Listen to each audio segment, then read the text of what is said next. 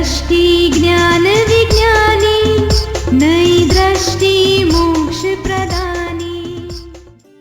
नमस्कार, आदाब, सत श्री अकाल, वणकम, जय श्री कृष्ण, जय स्वामीनारायण, जय सच्चिदानंद। दोस्तों, दादा भगवान परिवार आप सभी का स्वागत करता है नई दृष्टि नई राह प्रोग्राम में। दोस्तों, आज हम रोशनी डाल रहे हैं हमारे अंदर छुपी सबसे महत्वपूर्ण पहलू पे, अहंकार, अहंकार, ईगो। जी हाँ दोस्तों, इस आई की जर्नी तो हमारे बर्थ से ही शुरू होती है और वो चली आ रही है अनादि अनंत काल से।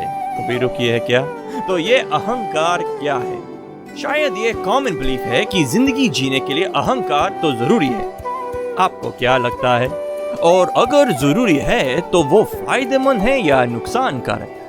वो मन, बुद्धि और चित्त से कैसे जुड़ा है? चलिए हम आज उसको डिटेल में जाने हमारे प्यारे आत्मज्ञानी से। अहंकार किसे कहते हैं? मैं गणेश हूँ, ये जो मान्यता है, बिलीफ है, उसे ही अहंकार कहा जाता है। ज्ञानियों की भाषा में, ये लेमैन की भाषा में नहीं, ज्ञानियों की स्पिरिचुअल लैंग्वेज में मैं गणेश हूँ। दरअसल में बाय फैक्ट क्या आप गणेश हैं कि गणेश आपका नाम है? नाम है ना? हाँ, नाम है, लेकिन आप क्या मानते हो कि मैं ही गणेश हूँ? उसको रॉन्ग बिलीफ कहते हैं। अपना रियल स्वरूप का आरोप आप गलत जगह पे करते हैं, उसको अहंकार कहा जाता है।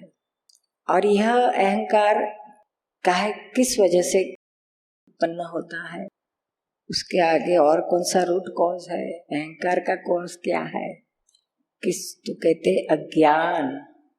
अज्ञान की वजह से यह रॉन्ग बिलीफ खड़ी होती है। मैं शुद्ध आत्मा हूँ के बजाय मैं गणेश हूँ, ऐसा लगता है।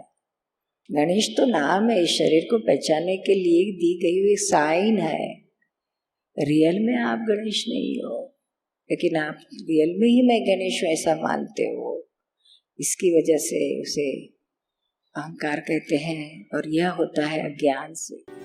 आप सुन रहे हैं नई दृष्टि नई राह। आज हम बात कर रहे हैं ईगो की, अहंकार की, यानी हमारे अपने आई की। जानने के लिए चलिए बढ़ते हैं हमारे नेक्स्ट सेगमेंट की ओर। कल आपने बताया था कि चिंता का मूल अहंकार है, तो मेरा प्रश्न है इसके ऊपर थोड़ा और एलैबोरेट कीजिए। और अहंकार का मूल क्या है फिर? सॉरी, फिर चिंता का मूल अहंकार है, और क्या अहंकार का भी कोई मूल है? अहंकार का जो मिटा सकते हैं हम लोग? अहंकार का मूल अज्ञान है। मैं कौन हूँ रियल में यह नहीं जानता है, यही अज्ञान है। और अहंकार, यह अज्ञान से अहंकार खड़ा होता है। और अहंकार जो बताया ना आपको, चिंता का मूल अहंकार है, वो तो थोड़ा और स्थूल में अहंकार आ गया। जब हमारे जीवन में कुछ घटनाएं होती हैं, फॉर एग्जाम्पल हमारी इच्छा के मुताबिक नहीं होती है, विरुद्ध होती है, खराब होती, गलत होती है, नुकसान करने वाली होती है, तो हम उसे एक्सेप्ट नहीं कर सकते हैं। जो भी हो गया उसको हम एक्सेप्ट नहीं करते हैं, और ऊपर से उसके लिए सोच के दुखी होते हैं, करके चिंता करके, थिंक करके ऐसा क्यों हुआ, ऐसा नहीं होना चाहिए था, ये गलती हुई, उसकी गलती हुई, उसकी गलती, सबकी गलतियां देखते फिर अगर ऐसा करते थे तो ऐसा नुकसान नहीं होता था, ऐसा करना चाहिए था, उसने भी ऐसा करना चाहिए था। सारी कितना चलते रहता है, सारी रात चलते रहता है, नींद नहीं आती है। अभी यह सब waste of time and energy है। यह करने का मतलब क्या है? जो भी कुछ हो गया सो हो गया, the thing has finished now nobody can change it. फिर आप उसको चेंज करने के लिए कितना सारा सोचते हो, किसने को ब्लेम देते हो, क्या क्या नहीं करते हो।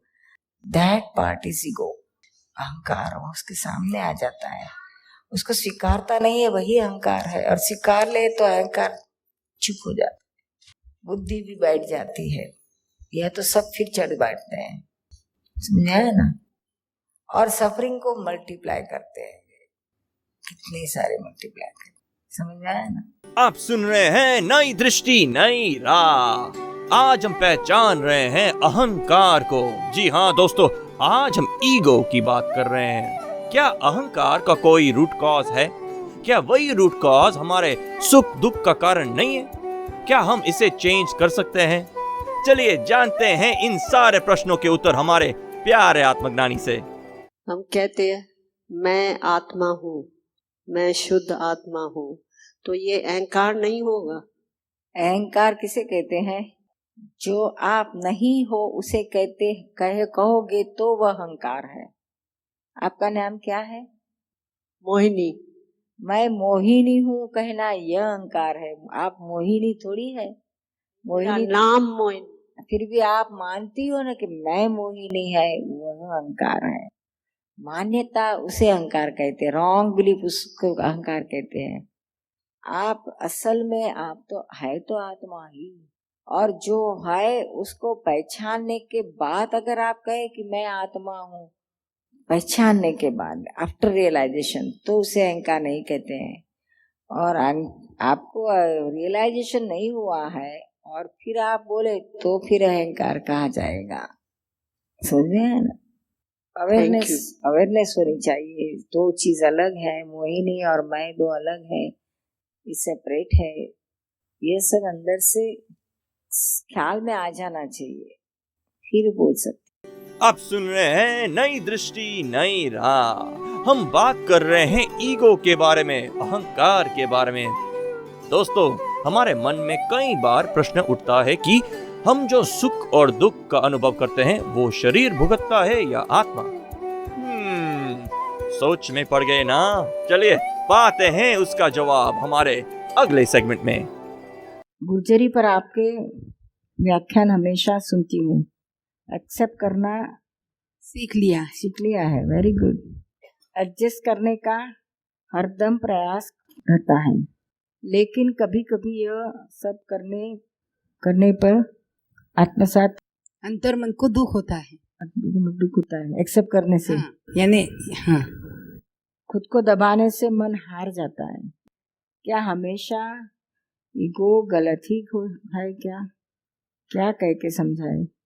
ऐसा है बहन शैला बहन कि ईगो को दबाने से कोई फायदा नहीं है। वो तो स्प्रिंग के जैसा दबेगा, फिर स्प्रिंग की जैसी लिमिट आती है ना, तो फिर लिमिट आने के बाद वो नहीं आगे बढ़ सकता है, फिर उछलता है, बाउंस करता है।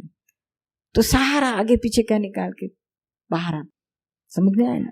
That is not the correct way. लेकिन दबाने का नहीं है क्या? लेकिन परिवार में संघर्ष न हो इसलिए ऐसा कुछ करना पड़ता है, अपनी बात छोड़ देनी पड़ती है, दूसरों की माननी पड़ती है, तभी मालूम होता है कि अपनी बात सच्ची है फिर भी हम छोड़ रहे हैं, तो तभी थोड़ा मन को दुख होता है। इसी में बात करें। हाँ, इसलिए समझ से करो, ईगो से मत करो। अंडरस्टैंडिंग से आप लेट गो करो और ईगो से लेट गो करो, उसमें बहुत फर्क आएगा। विथ अंडरस्टैंडिंग कि भी मुझे संघर्ष नहीं होना है और मुझे I don't want to get disturb my peace of mind, मुझे मेरी मन की शांति नहीं गंवानी है। और जिस चीज़ों के लिए संघर्ष होता है वो मेरी पीस ऑफ माइंड के आगे उसकी कोई वैल्यू नहीं है। जो मेरा माइंड डिस्टर्ब होने से, डिप्रेस होने से मुझे जो कर्म बंधा जाता है और जो मुझे सफरिंग होता है, उसके सामने ये चीज़ों की कोई वैल्यू नहीं है। इस वैल्यू को संसार की जो बातें हैं उसकी डिवैल्यूशन करो और अपने स्पिरिचुअल चीज़ें हैं, पावर है, उसको आप ट्रेमेंडस वैल्यू दो कि मैंने लेट गो किया है तो मेरी गरज से किया है, उनके लिए नहीं। मुझे डिस्टर्ब नहीं होना है, इसलिए मैं लेट गो नहीं करती हूँ। मैं समझ से समा देती हूँ, सॉल्व करती हूँ। हमें सहन नहीं करने का है, सॉल्व करने का है।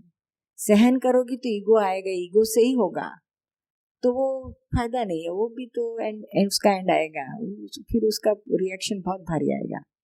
सॉल्यूशन करने का, सॉल्व मीन्स फिर आपको उठेगा ही नहीं दिन में, दोबारा। यू आर हैप्पी कि भाई मेरा प्रॉब्लम सॉल्व हो गया, मुझे कुछ डिस्टर्बेंस नहीं है। वो कहेगा कि मैं मेरा 5,000 रुपये मेरा घर में से उसके देवरानी ने ले गई, क्या था अपनी सास के हिस्से में चले गए, तो चले गए तो हम सोचेंगे कि झगड़े से या मेरे डिस्टर्बेंस से उसकी कीमत ज़्यादा है कि 5,000 की, और गए तो फिर मेरे हिसाब के हो गए तो आएंगे 5 के 10 आएंगे, हिसाब के बाहर तो कुछ होता ही नहीं है, व्यवस्थित है।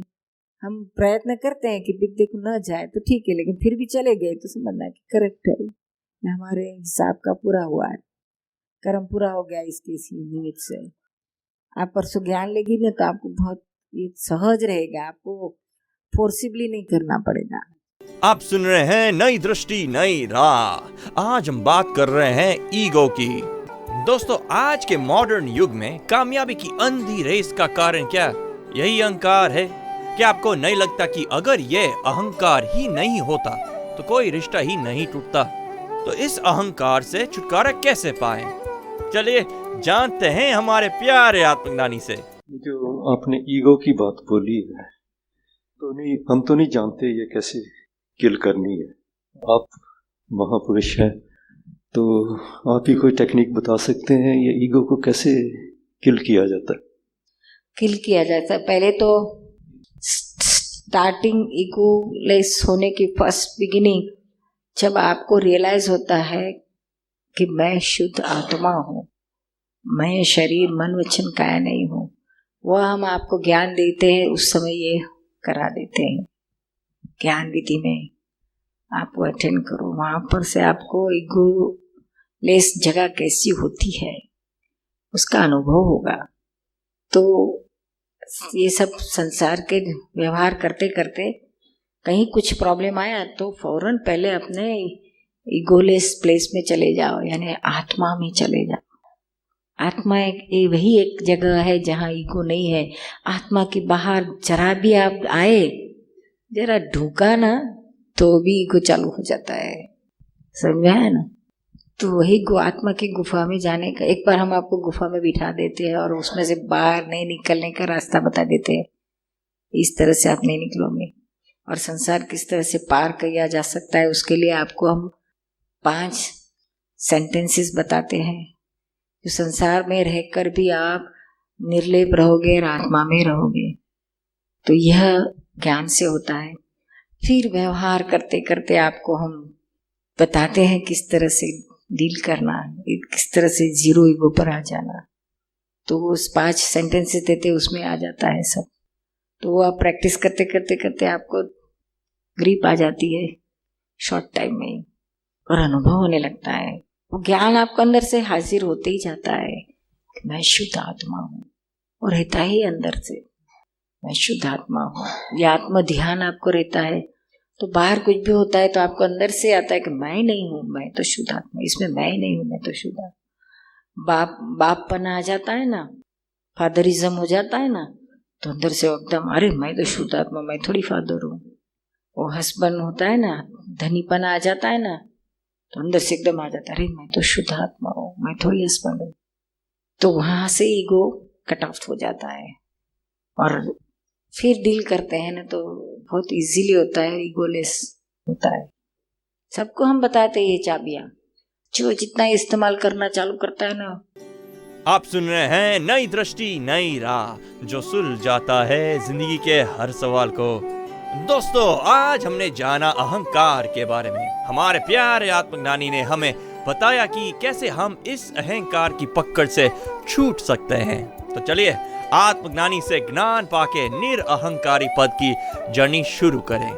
ऐसे ही और ज्ञान भरी इंफॉर्मेशन पाने के लिए सुनते रहिए हमारा अपना कार्यक्रम नई दृष्टि नई राह। और अधिक जानकारी के लिए हमें कॉल करें 1877-505 दादा एक्सटेंशन 23, और लॉग इन करें hindi.dadabhagwan.org, या फिर ईमेल करें dadaonradio@us.dadabhagwan.org। आज के लिए हमें दे इजाजत, कल फिर मुलाकात होगी। तब तक के लिए निरअहंकारी बनने का पुरुषार्थ करते रहिए। जय सच्चिदानंद। प्रत्यक्ष है ये ज्ञानी, प्रत्यक्ष है